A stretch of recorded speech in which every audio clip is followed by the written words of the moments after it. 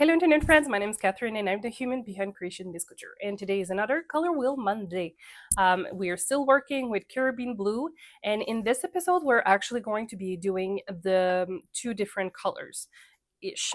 Because when we did the red, I did the red fade to recreate adding white separately from the adding black. So in this episode, what we're going to be doing is doing both together.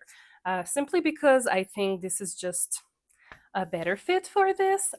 So we're going to be taking our Caribbean Blue, doing a fade of the different shades. So we're going to be going from 0.05% depth of shade to up to 1% depth of shade. And with the black, we're going to have 1% depth of shade of the Caribbean Blue, and we're going to be adding 0.05% of depth of shades up to 1% depth of shades of the true black. So that way we can do the comparison of working with those. So it's like basically working with negative colors, sort of. I don't know if it makes sense. Um, and as always, in the description box below, you will find all the tools used. We're using fingering stroll from Knitpick in 10-gram mini skeins. There will be affiliated link for this in the description box. We're also working with Dharma Trading Co. for our acid dyes, which is not affiliate, but there is a link in the description box below. So, without further ado, let's get into this. Okay, welcome back to another edition of Color Wheel Monday. Technically, we are now at the adding blue section of my blue. So we're not going to do that because what can I say? That just seems pointless to me.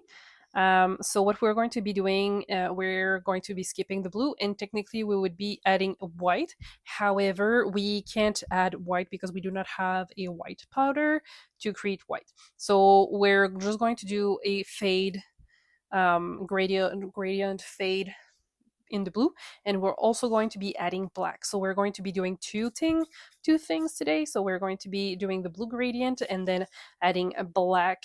So I'm going to be making my 1% stock solution of black right now. I don't have my thing. Where is my thing? Here. Okay, so don't forget to wear a mask when you're using dry powder. So let's put a mask on.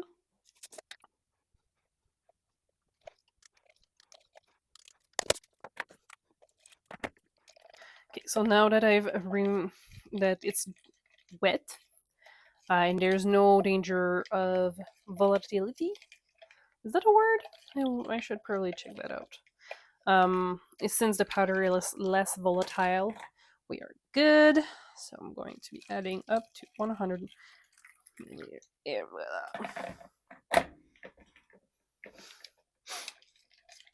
Okay. So 1% stock solution is 1 gram of dry powder for 100 milliliters of water. And this was boiling water.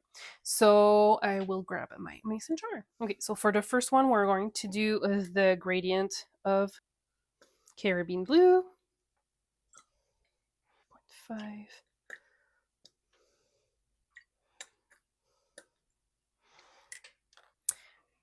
Five milliliters. Now we're going to do 7.5. 7.5. And now we're going to do the 10 milliliters for our 1% depth of shade.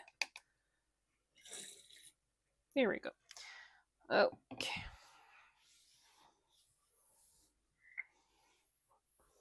Oh gosh. I'm making a mess once again. Okie dokie. We're going to stir this. So we know that it's going to be a gradient from pastel to a more solid blue. I would say medium, maybe. I have roughly 300 milliliters of tap water in it, in all of those jars. There is no citric acid as of right now because I like to wait a little bit longer to add that. And by waiting a little longer, it helps to have a better coverage of the colors.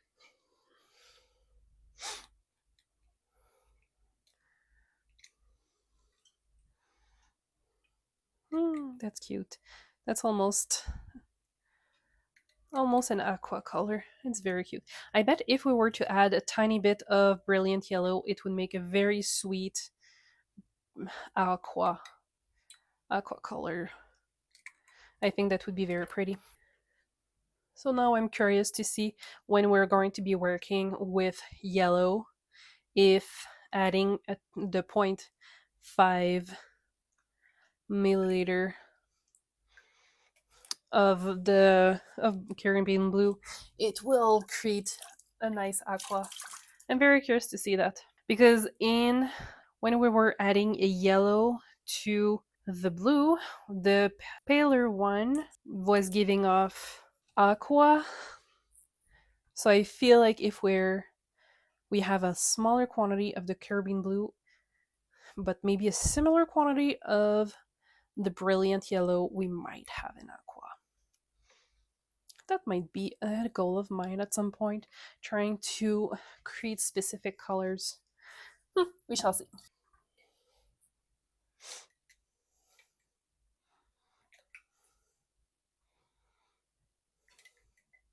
There won't be any surprise with the blues. With just the blue. Just different shades. That's part of the game. Oh, I think I've put more than 300 milliliters in this one. That's okay.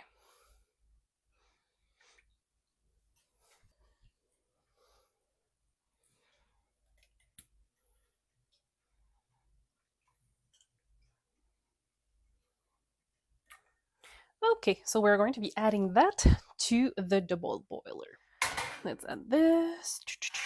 Yeah, I really feel like if we have this, I really think I should try maybe at some point to do color specific videos. Try to obtain color specific. Just to see how working with primary colors we can obtain specific colors without purchasing pre-mixed powders. Because that's the one thing, that's also one of the reasons why I think it's important to try and investigate color theory with this. It's because it happens often that pigment gets reformulated for whatever reason. It might just be because some of part of the pigments used to create a powder isn't produced anymore, or it's too expensive, so they need to find something else. Um, so this is why it's important to be able to work with your primary colors so you can offset and troubleshoot.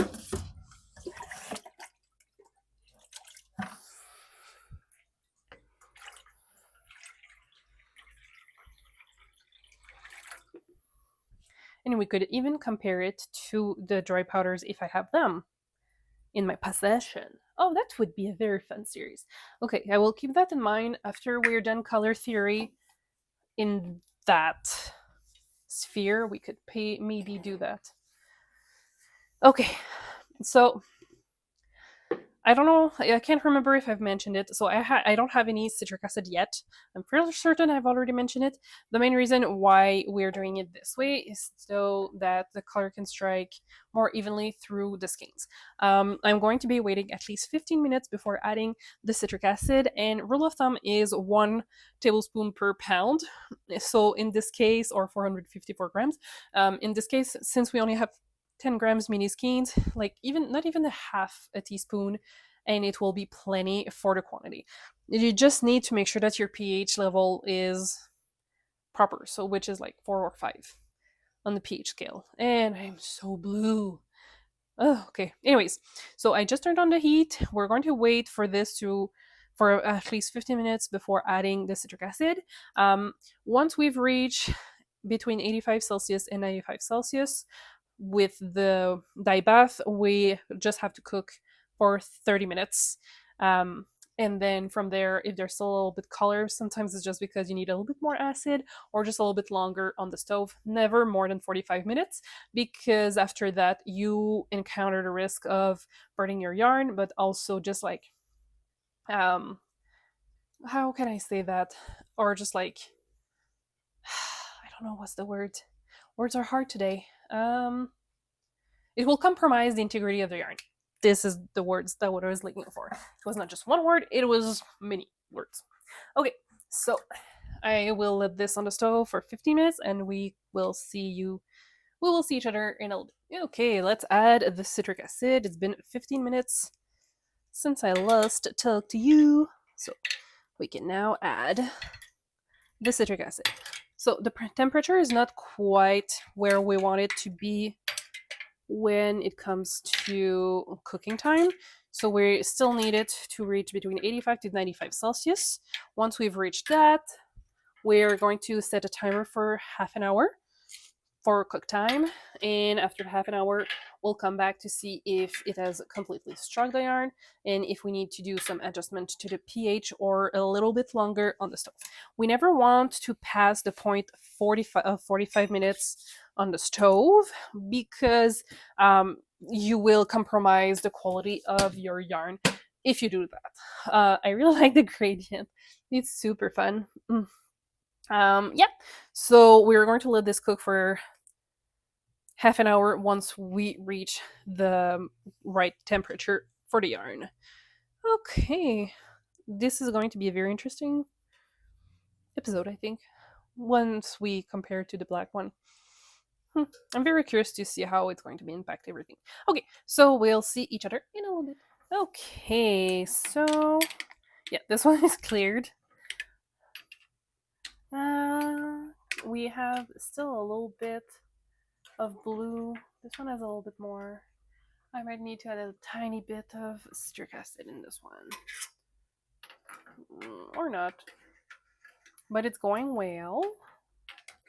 However, it does already been... So what we're going to do with this one is just going a little... We're going to wait a little bit longer before turning it off.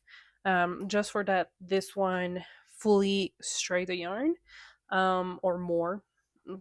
And after that, we're going to turn off the heat and let it cool completely before washing the yarn. So see you in a bit.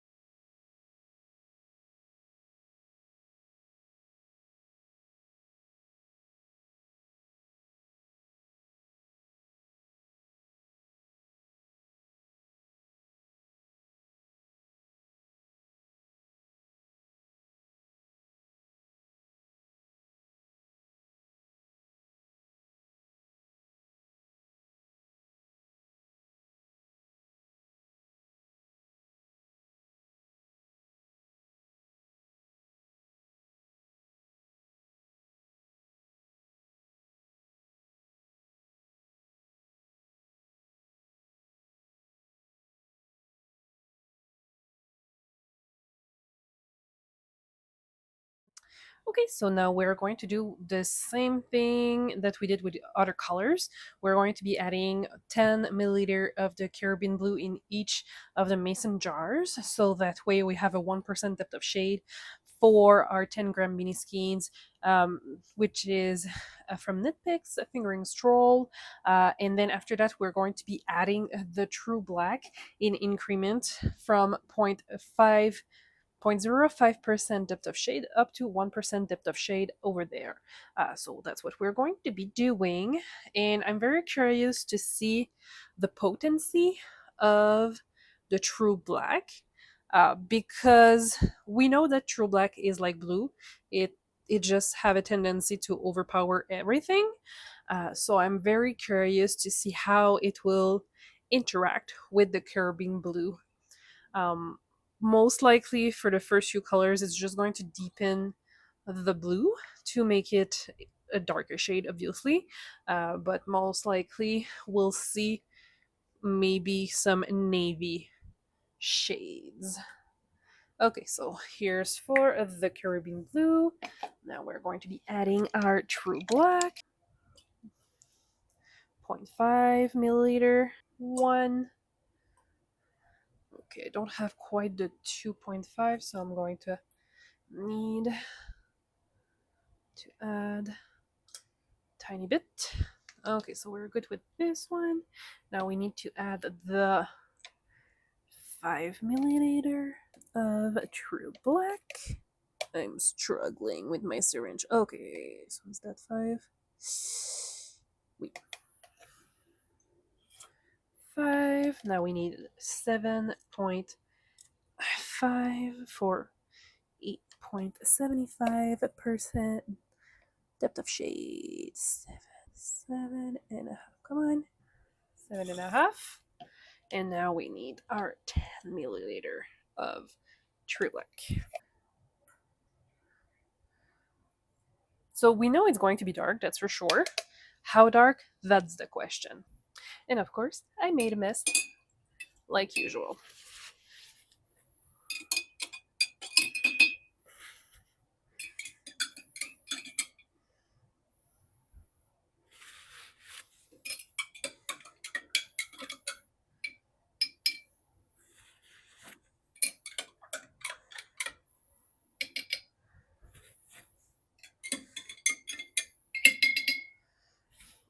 Okay, but let's try to clean this up a tiny bit. This should be an interesting color scheme.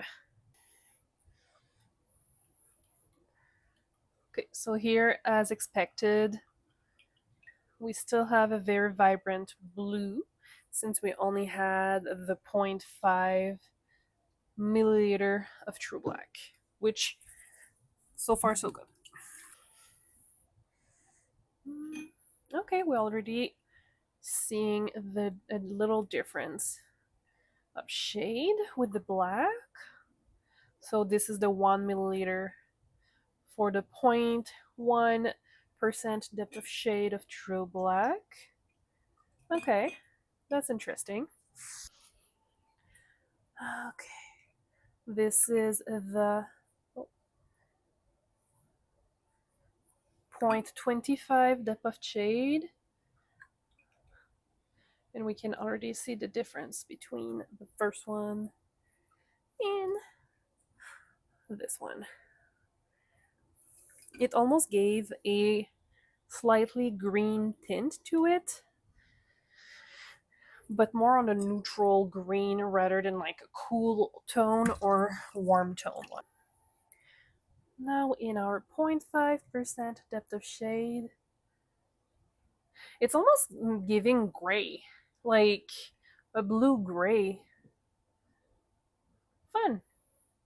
That might be what we end up with, a bunch of like darker grade of shades of gray towards the end.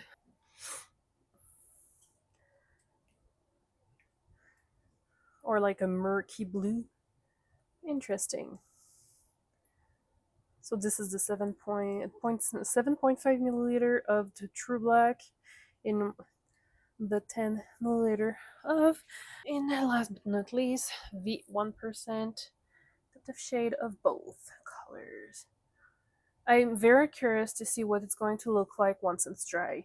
Because we know that it's darker in the jar because when it's wet, it is darker. So I'm very curious to see what it's going to look like truly. Hmm. Okay, well, let's get into the pan now. Okie dokie. So we're going to be adding the jars into the pan.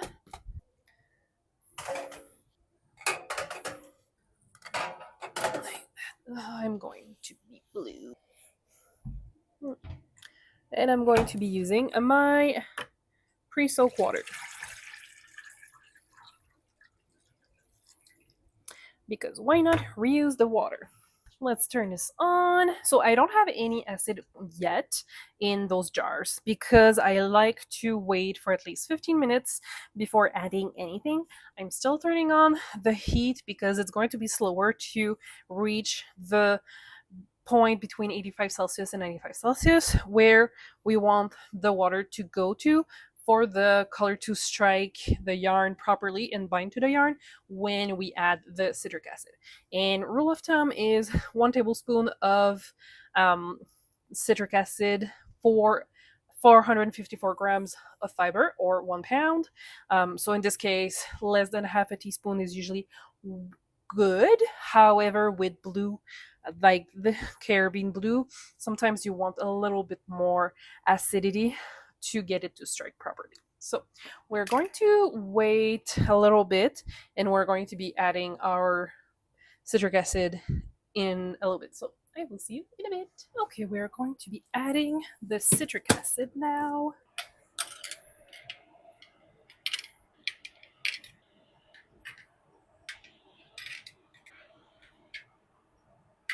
Okay, it's good. So we're going to let this warm up even more. The water is not quite at the threshold of 85 Celsius to 95 Celsius. Once it's reached that point, we are going to let this cook for half an hour, and after that, turning off the heat and let it completely cool. And I'm most likely going to let it cool overnight since it's already later in the night. So I will see you probably tomorrow or maybe a little later tonight, just to check on our jars. So see you.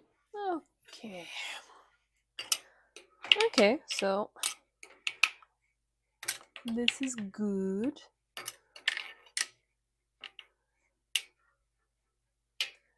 Okay, so we're good. So we're going to turn it off and let it cool completely overnight because I'm tired. It's late, and I need to go to bed. So we'll see you tomorrow for washing this. See you.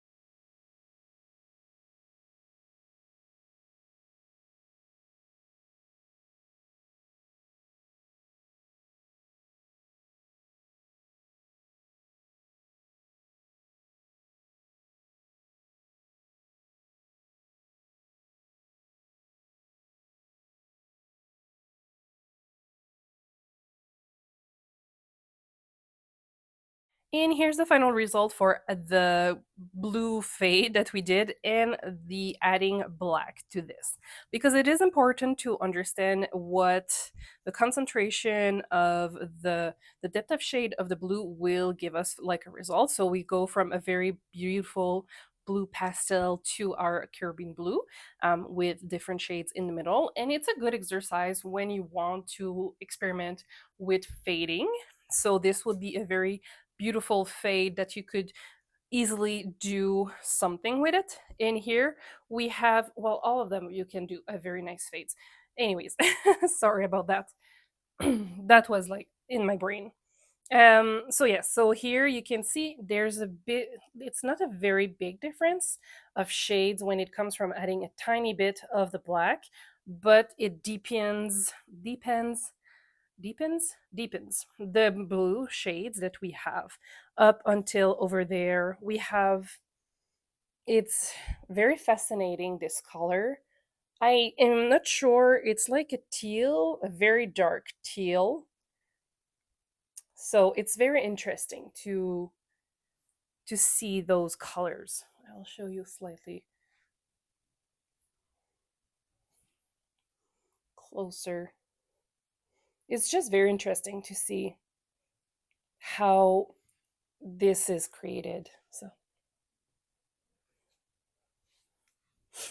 it's a good exercise to do when you're working with your colors to understand how they will react and how little you need for certain shades. So if you're looking for something paler, obviously you can start by playing with your depth of shades with the actual color that you have, so with blue in this case. And depending on how deep you want to play with the color, you can even add some blue and like play with the depth of shades of the blue in the first place, and then playing with the depth of shades for the second color. So this is definitely something that I'm just encouraging you to play at this point, because this is how you will understand how every colors interact with each other. And usually you can also mix and match from different company of acid dyes.